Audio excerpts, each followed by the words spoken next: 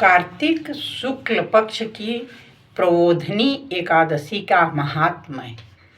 तो भगवान श्री कृष्ण बोले, राजन, कार्तिक के शुक्ल पक्ष में जो एकादशी होती है उसका जैसा वर्णन लोक सृष्टा ब्रह्मा जी ने नारद जी से किया था वही मैं तुम्हें बतलाता हूँ। नारद जी ने कहा, पिताजी, जिसमें धर्म कर्म में प्रवृत्ति कराने वाला भगवान गोविंद जागते हैं, उस प्रबोधिनी एकादशी का महात्म्य बतलाइए। ब्रह्मा जी बोले, मुनि श्रेष्ठ, प्रबोधिनी का महात्म्य पाप का नाश, पुण्य की वृद्धि तथा उत्तम बुद्धि वाले पुरुषों को मोक्ष प्रदान करने वाला है। समुद्र से लेकर सरोवर तक जितने भी तीर्थ हैं वे सभी अपने महात्म्य की अभी तक गर्जना करते हैं, तब तक कि कार्तिक मास में विष्णु भगवान की प्रबोधिनी तिथि नहीं आ जाती। प्रबोधिनी तिथि एकादशी को एक ही उपवास कर लेने से मनुष्य 1000 अश्वमेध तथा 100 राजसूय यज्ञ का फल प्राप्त कर लेता है। बेटा, जो दुर्लभ है, जिसकी प्राप्ति असंभव है तथा जिसे त्रिलोकी में किसी ने भी नहीं देखा, ऐसी वस्तु के लिए भी याचना करने पर प्रबोधिनी एकादशी उसे दे देती है। भक्ति पूर्वक उपवास करने पर मनुष्यों को हरिबोधिनी एकादशी ऐश्वर्य, संपत्ति, उत्तम बुद्धि, राज्य तथा सुख प्रदान करती है। मेरु पर्वत के समान जो बड़े बड़े पाप हैं, उन सबको यह पाप नाशनी प्रबोधिनी एक ही उपवास से भस्म कर देती है। पहले के हजारों जन्मों में जो पाप किए गए हैं, उन्हें प्रबोधिनी की एक रात्रि का जागरण रुई की ढेरी के समान भस्म कर डालता है। जो लोग प्रबोधिनी एकादशी का मन से ध्यान करते तथा जो इसके व्रत का अनुष्ठान करते हैं, उनके पितर नरक के दुखों से छुटकारा पाकर भगवान विष्णु के परम धाम को चले जाते हैं। ब्राह्मण, अश्वमेध आदि यज्ञों से भी जिस फल की प्राप्ति कठिन है, वह प्रबोधिनी एकादशी को जागरण करने से अनायास ही मिल जाता है।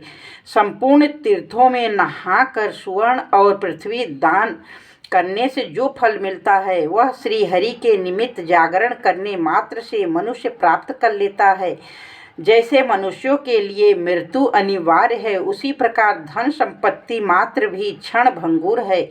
ऐसा समझकर एकादशी का व्रत करना चाहिए। तीनों लोकों में जो कोई भी तीर्थ संभव है, वे सब प्रबोधिनी एकादशी का व्रत करने वाले मनुष्य के घर में मौजूद रहते हैं। कार्तिक की हरिबोधिनी एकादशी पुत्र तथा पौत्र प्रदान करने वाली है। जो प्रबोधिनी एकादशी का व्रत करता है, वही ज्ञानी है, वही योगी है, वही तपस्वी है, जितेंद्रिय है। उसी को भोग और मोक्ष की प्राप्ति होती है। बेटा, प्रबोधिनी एकादशी को भगवान विष्णु के उद्देश्य से मानव जो स्नान, दान, जप, होम करता है, वह सब अक्षय होता है। जो मनुष्य इस तिथि को उपवास करके भगवान माधव की भक्ति पूर्वक पूजा करते हैं, वे 100 जन्मों के पापों से छुटकारा पा जाते हैं। इस व्रत के द्वारा देवेश्वर जनार्दन को संतुष्ट करके मनुष्य संपूर्ण दिशाओं को अपने तेज से प्रकाशित करता हुआ श्री हरि के वैकुंठ धाम को जाता है। प्रबोधिनी को पूजित होने पर भगवान गोविंद मनुष्यों के बचपन, जवानी, बुढ़ापे में किए हुए 100 जन्मों के पापों को, चाहे वे अधिक हो या कम, धो डालते हैं। अतः सर्वथा प्रयत्न करके संपूर्ण मनोवांछित फलों को देने वाले देवाधिदेव जनार्दन की उपासना करनी चाहिए। बेटा नारद, जो भगवान विष्णु के भजन में तत्पर होकर कार्तिक में पराये अन्न का त्याग करता है, वह चंद्रायण व्रत का फल पाता है।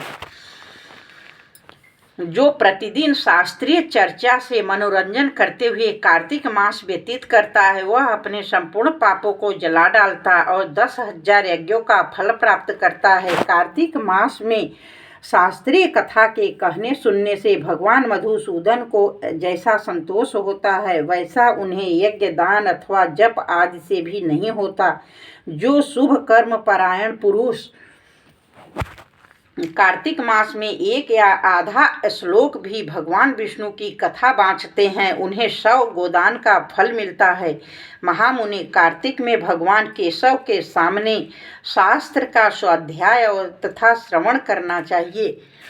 मुनि श्रेष्ठ, जो कार्तिक में कल्याण प्राप्ति के लोभ से श्री हरि की कथा का प्रबंध करता है, वह अपनी 100 पीढ़ियों को तार देता है। जो मनुष्य सदा कार्तिक मास में भगवान विष्णु की कथा सुनता है, उसे सहस्त्र गोदान का फल मिलता है। जो प्रबोधनी एकादशी के दिन श्री विष्णु की कथा श्रवण करता है, उसे 7 द्वीपों से युक्त पृथ्वी दान करने का फल प्राप्त होता है। मुनि श्रेष्ठ, जो भगवान विष्णु की कथा सुनकर अपनी शक्ति के अनुसार कथावाचक की पूजा करते हैं, उन्हें अक्षय लोक की प्राप्ति होती है। नारद, जो मनुष्य कार्तिक मास में भगवत संबंधी गीत और शास्त्र विनोद के द्वारा समय बिताता है, उसकी पुनरावृत्ति मैंने नहीं देखी है। मुने, जो पुण्यात्मा पुरुष भगवान के समक्ष गान, नृत्य, वाद्य और श्री विष्णु की कथा करता है, वह तीनों लोकों के ऊपर विराजमान होता है। मुनि श्रेष्ठ, कार्तिक की प्रबोधनी एकादशी के दिन बहुत से फूल, फल, कपूर, अर्गजा और कुमकुम के द्वारा श्री हरि की पूजा करनी चाहिए। एकादशी आने पर धन की कंजूसी नहीं करनी चाहिए, क्योंकि उस दिन दान आदि करने से असंख्य पुण्य की प्राप्ति होती है। प्रबोधनी को जागरण के समय शंख में जल लेकर फल तथा नाना प्रकार के द्रव्यों के साथ श्री जनार्दन को अर्घ्य देना चाहिए। संपूर्ण तीर्थों में स्नान करने और सब प्रकार के दान देने से जो फल मिलता है, वही प्रबोधनी एकादशी को अर्घ्य देने से करोड़ गुना होकर प्राप्त होता है।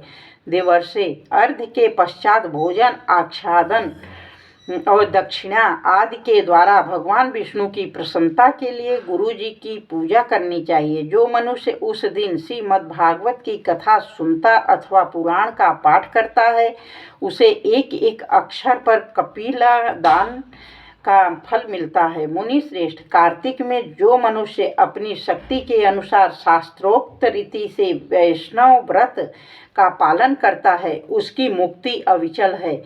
केतकी के एक पत्ते से पूजित होने पर भगवान गरुड़ ध्वज 1000 वर्ष तक अत्यंत तृप्त रहते हैं। देवर्षे, जो अगस्त के फूल से भगवान जनार्दन की पूजा करता है, उसके दर्शन मात्र से नरक की आग बुझ जाती है। वत्स, जो कार्तिक में भगवान जनार्दन को तुलसी के पत्र और पुष्प अर्पण करते हैं, उनका जन्म भर का किया हुआ सारा पाप भस्म हो जाता है।